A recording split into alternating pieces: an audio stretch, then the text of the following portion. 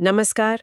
आज हम एक बड़े ही दिलचस्प सवाल पर बात कर रहे हैं जो शायद कई लोगों के मन में आता होगा कि क्या हम अपनी आवाज की क्वालिटी मतलब खासकर उसकी गहराई और गूंज को बेहतर बना सकते हैं। हाँ बिल्कुल, ये इच्छा काफी स्वाभाविक भी है। हमारे पास कुछ नोट्स हैं जिनमें कुछ खास आवाज के अभ्यास, आप कह सकते हैं रियाज, उनका जिक्र है अच्छा। जो पतली या शायद हल्की आवाज को ज्यादा दमदार और भारी बनाने का दावा करते हैं। राइट। तो आज का हमारा मिशन है इनकी पड़ताल करना, समझना कि ये अभ्यास काम कैसे करते हैं और क्या सच में इनसे आवाज बदल सकती है। बिल्कुल।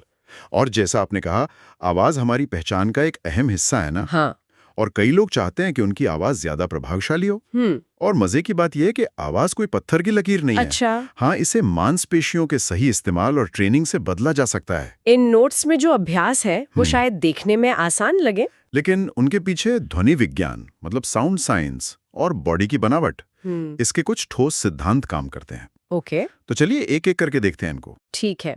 तो सबसे पहला अभ्यास जो इन नोट्स में है वो है ओम उच्चारण रियाज। ओम हम्म। तरीका ये बताया है कि गहरी सांस लेनी है और फिर ओम बोलना है। लेकिन इसमें ओ ध्वनि को लंबा खींचना है। हाँ। और म की जो ध्वनि है वो नाक से गूंजनी चाहिए। कहते हैं कि इससे वोकल कॉर्ड्स मजबूत होते हैं और आवाज में गहराई आती है। अब ओम तो हम अक्सर मेडिटेशन वगैरह से जोड़ते हैं। सही। इसका आवाज की गहराई से क्या कनेक्शन है सीधा? ये बहुत अच्छा सवाल है।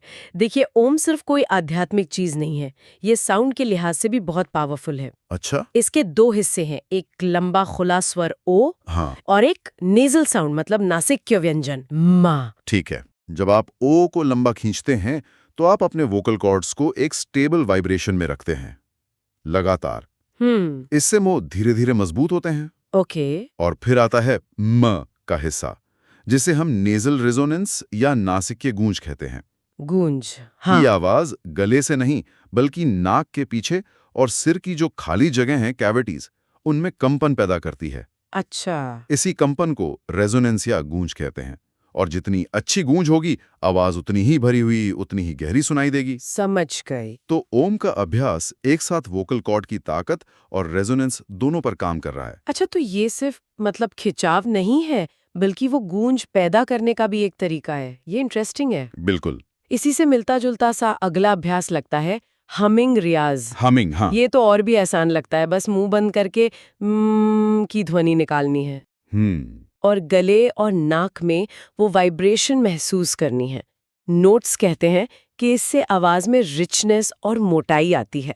क्या ये ओम के म जैसा ही है या कुछ अलग है इसमें? ये उसी सिद्धांत पर है, ओम के म वाले, लेकिन इसका फोकस थोड़ा सा अलग है। अच्छा। लगातार हमिंग करने के मतलब करने के कई फायदे हैं। पहला तो ये कि ये गले की मांसपेशियों को रिलैक्स करता है। रिलैक्स करता है। ओके। हाँ, अक्सर क्या होता है, लोग जब आवाज भारी करने की कोशिश करते हैं तो गले पर जोर डालने लगते हैं। हाँ, होता है। उससे आवाज और पतली या खींची हुई सी हो जाती है। हमिंग इस टेंशन को कम करती है। अच्छा। दूसरा, जैसा आपने कहा, कंपन, वाइब्रेशन। ये कंपन वोकल कॉर्ड्स के लिए एक बहुत जेंटल वार्म अप जैसा है। और ये नाक, साइनस, छाती की जो कैविटीज हैं, उनमें रेजोनेंस को एक्टिवेट करता है। जब ये हिस्से गूंजते हैं तो आवाज में अपने आप एक भरापन आता है, एक रिचनेस। ओके। स्वराभ्यास। हाँ, ये स्वराभ्यास। यहाँ नोट्स एक बहुत इंपॉर्टेंट बात कहते हैं कि इन स्वरों को गहरी सांस लेकर सीने से निकालना है। बिल्कुल, सीने से, गले से नहीं। और हर स्वर को कम से कम 10-15 सेकंड तक खींचना है। नतीजा, आवाज पतली से भारी और गूंजदार होगी। ये सीने से आवाज निकालना क्या चीज है? हम तो यही सोचते हैं कि आवाज गले से ही निकलती है। यहीं पर वॉइस ट्रेनिंग का एक बहुत बड़ा सीक्रेट है। अच्छा। जिसे हम चेस्ट वॉइस या सीने से आवाज कहते हैं। वो असल में आवाज निकालने का वो तरीका है जिसमें सांस का सहारा मतलब सपोर्ट पेट और छाती के बीच की एक बड़ी मसल है, डायाफ्राम। डायाफ्राम, हाँ। उससे लिया जाता है। और रेजोनेंस छाती के हिस्से में ज्यादा महसूस होता है। ओके। हाँ, इसके उलट गले की आवाज या थ्रोट वॉइस में सांस ऊपर ऊपर रहती है और सारा जोर गले की छोटी मसल्स पर पड़ता है। हाँ। जब आप सीने से आवाज निकालते हैं तो आवाज ज्यादा पावरफुल, स्थिर और गहरी होती है। क्यों? क्योंकि उसे सांस का पूरा सपोर्ट मिल रहा है। राइट। गले पे टेंशन नहीं होती तो आवाज नेचुरली खुलती है। आ, ओ, ऊ जैसे खुले स्वर इस टेक्निक की प्रैक्टिस के लिए बेस्ट हैं। अच्छा। और उन्हें देर तक खींचना, सस्टेन करना, उससे न सिर्फ सांस पे कंट्रोल बढ़ता है बल्कि वोकल कॉर्ड्स की स्टैमिना भी बढ़ती है। वाह। तो ये सिर्फ स्वर बोलना नहीं है बल्कि उसे निकालने का तरीका बदलना है। एग्जैक्टली। सीने से आवाज, ये तो सोचने का नजरिया ही बदल गया। मतलब गले पे कम जोर पर पावर ज्यादा। बिल्कुल। ठीक है, अब अगले अभ्यास पे चलते हैं। नाम है खरज का रियाज, मतलब मंत्र स्वर का। खरज, हाँ, बेस नोट। इसमें हारमोनियम या कोई तानपुरा ऐप की मदद से सबसे निचले स्वर यानी सा, उस पर फोकस करने को कहा है। और मंद्र सप्तक मतलब लोअर ऑक्टेव में रोज 5-10 मिनट गाने की सलाह दी है। राइट। कहा गया है कि इससे आवाज अपने आप भारी होती है। कैसे? बस नीचे के सुर गाने से पूरी आवाज भारी हो जाती है। ये बेसिकली टारगेटेड ट्रेनिंग का सिद्धांत है। Targeted training? हाँ, देखिए, हमारी आवाज की एक रेंज होती है, ऊंचे सुर से नीचे सुर तक। जिनकी आवाज पतली होती है वो अक्सर अपनी रेंज के निचले हिस्से का या तो कम इस्तेमाल करते हैं या वहां उनकी आवाज वीक होती है। अच्छा। खरज यानी सबसे निचला सा और मंद्र सप्तक के बाकी स्वर, इनका अभ्यास करके आप सीधे सीधे उन वोकल कॉर्ड मसल्स को ट्रेन कर रहे हैं जो धीमी फ्रीक्वेंसी यानी भारी आवाजें पैदा करती हैं। ओके। जैसे जिम में आप किसी खास मसल ग्रुप पे काम करते हैं ना, वैसे ही ये अभ्यास आवाज के बेस को, उसकी नींव को मजबूत करता है। अच्छा। जब आपकी आवाज का निचला सिरा मजबूत और स्थिर हो जाता है तो पूरी आवाज में नेचुरली एक गहराई, एक वजन महसूस होने लगता है। भले आप नॉर्मल बात करते हुए उतने नीचे सुर में ना बोल रहे हों, पर वो बेस सपोर्ट करता है। अच्छा, तो ये नींव मजबूत करने वाली बात है, मतलब नीचे के सुरों को साधने से पूरी आवाज को एक मजबूती मिलती है। बिल्कुल, एक आधार मिलता है। समझ गई। और अब आते हैं आखिरी अभ्यास पर, ये है श्वास रियाज, मतलब ब्रीदिंग एक्सरसाइज। हाँ, सांस का अभ्यास। बहुत जरूरी। इसमें लेटकर या सीधे बैठकर लंबी गहरी सांस लेने को कहा है और फिर धीरे धीरे सांस छोड़ते हुए आ की ध्वनि निकालनी है। फायदा ये बताया है कि ये डायफ्राम को मजबूत करता है और आवाज गले के बजाय छाती से निकलने लगती है। हाँ। हमने डायफ्राम की बात पहले भी की थी, ये अभ्यास उसे कैसे साधता है? ये अभ्यास सीधे सीधे वो जो सीने से आवाज की बात की थी ना हमने, हाँ, उसकी नींव डालता है, यानी सही ब्रेथ सपोर्ट। ओके। जब हम नॉर्मली सांस लेते हैं, खासकर टेंशन में, तो अक्सर सीने के ऊपरी हिस्से से छोटी शैलो ब्रीदिंग करते हैं। करते? लेकिन गाने या प्रभावशाली ढंग से बोलने के लिए हमें चाहिए डायफ्रामेटिक ब्रीदिंग, जिसमें सांस पेट तक गहरी जाती है। पेट तक? हाँ। लेटकर अभ्यास करने से ये फील करना आसान हो जाता है कि सांस लेते वक्त पेट कैसे फूलता है और छोड़ते वक्त अंदर जाता है। अच्छा। और फिर धीरे धीरे सांस छोड़ते हुए आ का स्वर निकालने से आप सीखते हैं कि सांस को कंट्रोल कैसे करना है। कंट्रोल करना, हाँ। ताकि आवाज स्थिर रहे, एक ही फ्लो में निकले, बिना हाफे, बिना गले पर जोर डाले। राइट। मजबूत और कंट्रोल्ड सांस ही गहरी रेजोनेंट आवाज का बेस है। कमजोर सांस होगी तो आवाज हमेशा पतली और बेदम सी लगेगी। तो ये सारे अभ्यास मतलब एक दूसरे से जुड़े हुए हैं? बिल्कुल, सांस से शुरू करके फिर गूंज, फिर स्वरों का सही इस्तेमाल, फिर रेंज पे काम करना, कमाल है। हाँ, एक पूरा सिस्टम है ये। और इन नोट्स में इन सबको मिलाकर एक 15 मिनट की रोज की रूटीन भी बताई गई है। अच्छा, रूटीन भी है? हाँ, जरा इस पर भी गौर करते हैं।